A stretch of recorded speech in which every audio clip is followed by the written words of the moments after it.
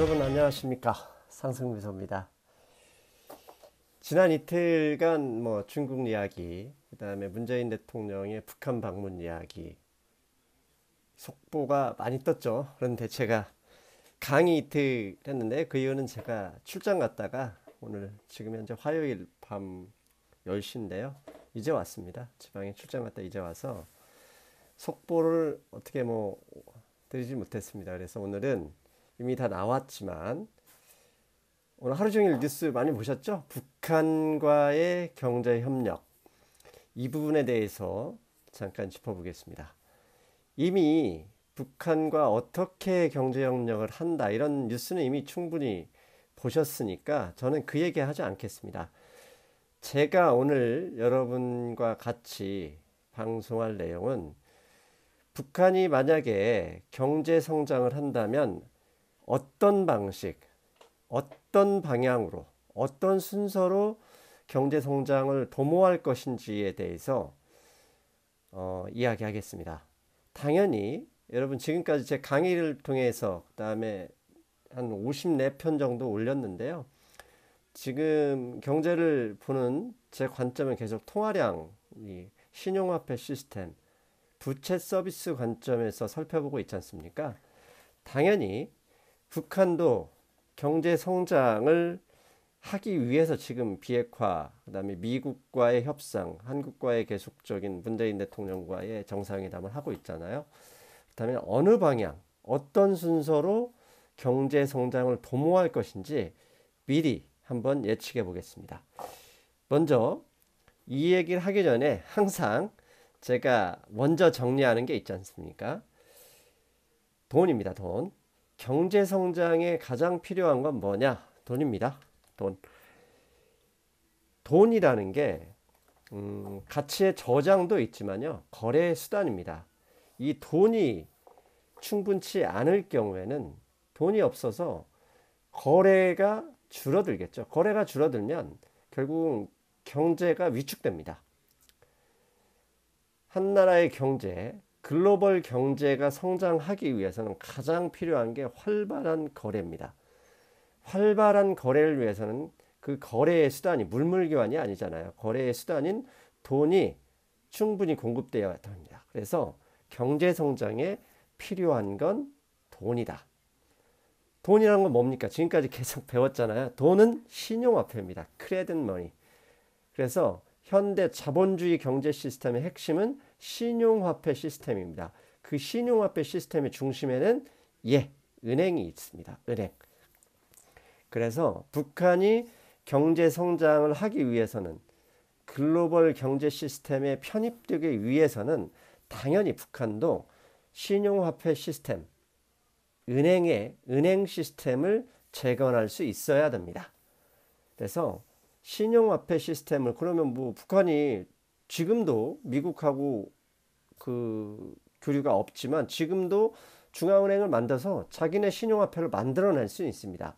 하지만 그 신용화폐를 만들어냈다고 해서 돈이 모든 사람이 믿는 거래의 수단으로서 믿을 수는 없죠. 그게 지금 현재 짐바브웨나 베네수엘라, 터키, 아르헨티나에서 벌어지고 있는 일이지 않습니까? 중앙은행이 만든 돈을 분명히 국가가 보증하는데도 국민들이 아무도 쓰려고 하지 않습니다. 차라리 담배가 더 나을 수도 있습니다. 담배 한 가치를 사는데 더 많은 돈이 필요하기 때문에 차라리 담배가 거래 시스템으로 더 나을 수 있는 상황이 현재 그들 나라들이죠. 그렇기 때문에 신용화폐 시스템은 그들 국가가, 북한이 중앙은행을 세워서 만든다고 그게 활발하게 퍼지는 게 아니고요.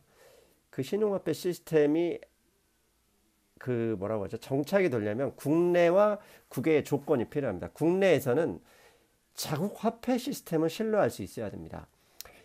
과거에 보면 지금도 현재 베트남, 인도, 그다음에 중국, 이런 나라들은 아직도 자국의 은행 시스템을 못 믿는 분들이 많이 있습니다. 왜냐하면 여러 번 화폐 개혁을 통해서 돈을 쓰레기로 만들었거든요. 그런 경험이 있기 때문에 국민들이 아직도 저 시골 같은 데 가면 금을 더 중시하고요. 금을 집에다 보관하는 그런 경향이 상당히 많습니다. 그래서 국내적으로 자국의 화폐 시스템을 믿어야 되는데 그건 결국 정치적 안정에 기반을 두겠죠. 그다음에 국외로는 글로벌 경제 시스템에 편입이 되어야 합니다. 이게 뭐냐면 계속 말씀드리죠. 환율이죠. 환율. 환율이라는 것은 외환시장이 형성된다는 얘기고 그 외환시장이 형성된다는 얘기는 결국 미국이 야, 이 나라 돈 쓸만해 라고 인정한다는 의미입니다. 앞에서 계속 환율에 대한 강의, 돈에 대한 강의 때 이 얘기는 계속 했었죠. 그래서 지금 현재 과거에는 외환보유고의 문제만이었었지만 지금은 외환보유고가 많다 하더라도 자원이 많다 하더라도 미국이 적대시 해버리면 그 돈이 그 글로벌 외환시장에서 외면을 받는 수도 있거든요. 그래서 북한이 경제 성장을 하기 위해서는 신용화폐 시스템, 은행 시스템을 일단 구축해야 하고 이 은행 시스템이 구축되기 위해서는 국내적으로는 정치적인 안정이 필요하고 그 다음에 국외적으로는 미국의 인정이 필요합니다. 즉 그래야 외환시장이 만들어지고 외환시장이 만들어져야 외국 자본이 북한에 들어갈 수 있기 때문이죠. 그렇다면 글로벌 경제 시스템, 즉 미국이 이 나라를 인정한다는 의미는 무슨 의미일까? 그건 정치적인 얘기는 당연히 비핵화고요. 경제적인 걸 얘기합니다. 즉 글로벌 경제 시스템에 편입하기 위한 조건이 크게 두 가지가 필요한데 첫째는 북한의 은행 시스템이 구축돼야 된다는 얘기입니다. 즉 성장이 한 나라의 경제가 성장하기 위해서는 돈이 필요합니다. 그 돈은 신용화폐 시스템에서 은행 대출로 만들어진다고 말씀드렸죠. 그런데 계속 환율에 대해서 얘기했지 않습니까? 신용화폐 시스템으로 국내에서 돈을 만들어내는데 그 돈을 해외에서도 인정받지 못하면 그 돈이 쓰레기가 되죠. 그래서 환율이 폭등하게 되는데 그 이유는 성장이 되는 만큼 인플레이션이 돼야 돼요. 인플레이션이 된다는 얘기는 돈이 늘어나야 되죠. 돈이 늘어난다는 얘기는 은행에서 대출, 부채가 늘어야 되는데 부채가 늘어난다는 얘기는 이 나라의 국가가 세금을 걷어서 그 빚을 갚을 수 있다는 능력을 보는 거죠. 해외에서는. 그게 뭐죠? 외환보유고입니다. 즉 외환보유고가 없는 은행 시스템은 하이퍼 인플레이션으로 가는 길입니다. 그래서 터키, 베네수엘라가 지금 그 과정을 겪고 있는 거죠. 그리고 은행 시스템이 왜 필요하냐면 국제 결제 시스템, 아니 무역 시스템이죠. 그게 무역 시스템에서 해외에서 물건을 사고 팔 때는 돈을 싸들고 다닐 수는 없습니다. 결국 은행 간의 신용장이라고 하죠. 레터 오브 크레딧을 개설할 수가 있어야 돼요. 만약에 이 은행 시스템이 없고 이 은행 시스템 자체를 믿을 수가 없다면 다른 나라에서 물건을 수입하거나 뭘 사오려고 할 때는 돈을 싸들고 가요. 그냥 달러를 싸들고 가는 수밖에 없어요. 근데 지금 그런 나라가 없죠. 수출 기업에 다니시는 분은 알죠. 신용장을 개설하면 그 은행의 신용장을 믿고 물건을 주고 받습니다. 그게 결제 시스템이고 은행 시스템입니다. 그래서 이 은행 시스템이 개설이 되어야 국제 무역으로 편입될 수 있습니다. 그리고 북한이 이 편입된다 하더라도 앞에서 말씀드렸죠. 결국 북한도 이제 개발도상국 이머징으로 편입이 되는 건데 이머징 신용화폐 시스템은 안정이 되기 위해서는 반드시 뭐가 필요하다고 그랬죠? 예, 이 돈을 담보할 수 있는 담보 자산이 필요한데 그건 뭐다? 달러화입니다. 외환보유고죠. 그런데 북한의 중앙은행 시스템이 북한을 만들고자 한다면 결국은 달러가 없이는 아무도 이 중앙은행 시스템을 신뢰하지 않습니다. 그럼 북한 사람들조차도 북한 돈을 받기를 거부하겠죠. 차라리 북한 사람들 차라리 담배를 받거나 그냥 미국 달러나 중국 돈, 심지어 한국 돈을 사용해 버릴 수도 있습니다. 왜? 못 믿기 때문이죠. 그래서 북한이 은행 시스템을 만들어야 국제 글로벌 무역 시스템으로 편입이 되는 거고 은행 시스템을 인정을 받기 위해서는 달러와 외환보유고가 필요하죠. 달러와 외환보유고가 있다는 얘기는 결국 뭐다? 미국이 인정한다는 얘기죠. 그러면 지금 현재는 그 은행 시스템이 없기 때문에 어떻게 하죠? 외화벌이를 하잖아요. 외화벌이. 뭐 북한 식당이나 그다음에 그러니까 이번에 공조라는 영화 보면 그 외화벌이 나오지 않습니까? 달러를 파고드는 거죠. 과거 이건 우리나라도 똑같았습니다. 전쟁이 끝나고 한국이 경제 개발을 하기 위해서 한국 돈을 찍어낼 수가 없어요. 왜? 그러면 큰일 나거든요. 베네수엘라가 되니까. 그래서 어떻게 하냐? 달러가 필요했기 때문에 그 당시 박정희 대통령이 일본하고 한일 배상 청구권을 해서 돈을 받아왔고 그 돈을 기반으로 포항제철이 나왔고 이제 경제가 성장했잖아요. 그래서 외환보유고가 늘어나는 만큼 국내 통화량도 조금씩 더 늘어나는, 그건 계속 저 강의를 통해서 보셨잖아요. 이게 필요합니다. 이 은행 시스템이 세계 경제에서 얼마나 중요하냐면요. 지금 이 화면을 보면 이런 얘기, 1000억 달러 한도 내에서 정부가 6월 30일까지 발생하는 은행의 대외 채무, 은행이 빌린 돈을 3년간 정부가 보증하겠다. 이게 언제 나온 거냐면 2008년에 이게 지금 한국은행이 정책 그 당시 재정경제분과의 정책을 강만수 장관이 있던 데서 나온 겁니다. 2008년에 환율이 크게 폭등했었죠. 그 당시 한국의 주요 은행들이 단기 채권을 빌려다가 한국에서 장기로 대출해서 금리 차이를 그 차액을 통해서 수익을 냈었거든요. 그런데 그 당시 이제 리먼 브로더스가 파산하면서 달러화가 귀해지자 리보 금리가 폭등을 했죠. 그러면서 한국의 단기 대출을 상환해야 되는데 은행에 돈이 없었던 거예요. 왜? 대출을 상환시킬 수는 없지 않습니까? 대출은 그렇게 쉽지 않으니까.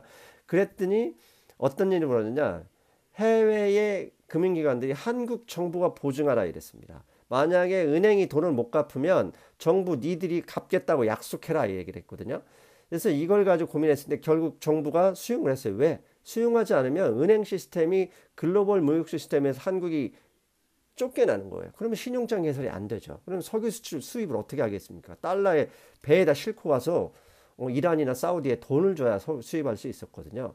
그것 때문에 어쩔 수 없이 정부가 지급 보증을 했던 이런 게 있습니다. 이게 그만큼 은행 시스템은 정부하고 밀접하게 관계가 있다는 것을 의미합니다. 자, 그래서 북한이 이제 남한과의 경제 협력, 그다음 미국과의 경제 협력을 한다면 결국 이 순서를 갈 수밖에 없습니다. 당연히 첫 번째는 은행 시스템, 신용화폐 시스템을 구축하게 될 겁니다. 그 신용화폐 시스템이라는 것은 결국 은행 시스템이고요. 그 은행 시스템에서 발생하는 돈의 안정이 되려면 결국 뭐죠? 달러화를 확보해야 됩니다. 근데 북한이 지금 달러화 그 외화벌이에서 얼마나 벌겠습니까? 그 다음에 대북 경제제재, UN, 즉 미국의 경제제재를 위해서 북한에서 있는 물건도 쉽게 팔 수도 없습니다. 그러면 이 달러화를 북한이 어떻게 확보하게 되냐면 결국 IBRD나 IMF 등의 국제 원조 자금을 받아서 확보하게 됩니다. 그렇게 국제 원조 자금을 확보한다면 IBRD나 IMF는 결국 미국의 주도권이 미국의 입금이잖아요. 미국이 어차피 설립한 거고요. 미국이 가장 큰 지분을 가지고 있기 때문이죠. 결국 이들 국제 원조 자금이 북한의 자금을 지원하겠다라는 의미는 북한의 은행 시스템을 인정해 주겠다라는 의미로 받아들이시면 됩니다. 그런데 달러화를 확보, 즉 IMF나 IBRD의 자금을 받으려면 결국은 미국의 경제 제재가 해제돼야 되고 그러기 위해서는 비핵화죠. 그래서 현재 문재인 대통령, 트럼프, 김정은 이 세 분 사이에서 비핵화를 위해서 무던히 노력하고 있거든요. 왜? 비핵화를 반대하는 세력들이 분명히 존재합니다. 뭐 미국의 군산복합체도 있을 것이고, 그다음에 민주당에서는 이제 트럼프 인기를 올라가는 걸 방지하기 위해서 이런 일을 벌이고 있고요. 그다음에 한국에서도 남북 긴장이 되어야만 이익 보는 세력들이 끊임없이 이걸 방해하죠. 하지만 흐름은 쉽게 방해할 수는 없습니다. 왜? 미국이 비핵화를 조건으로 저 IMF나 IBRD에 지원을 하게 되면 결국은 북한이 개방 경제로 나오게 된다는 것을 의미하거든요. 저렇게 해서 미국이 이제 글로벌 무역 시스템으로 북한을 복귀시키면 당연히 이제 북한은 인프라 건설을 시작하게 될 겁니다. 왜? 자본이 들어가려면 사회 간접적인 항구, 뭐 철도, 도로가 먼저 우선 해야 되는데 그 돈은 북한 돈이 없어서 한국이나 중국의 자금 지원을 받아서 그 기반으로 한국의 기업들이 진출하게 되겠죠.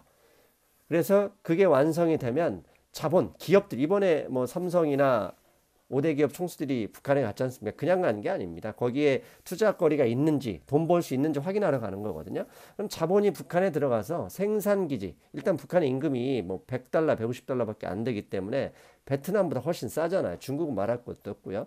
당연히 생산기지를 건설하겠죠.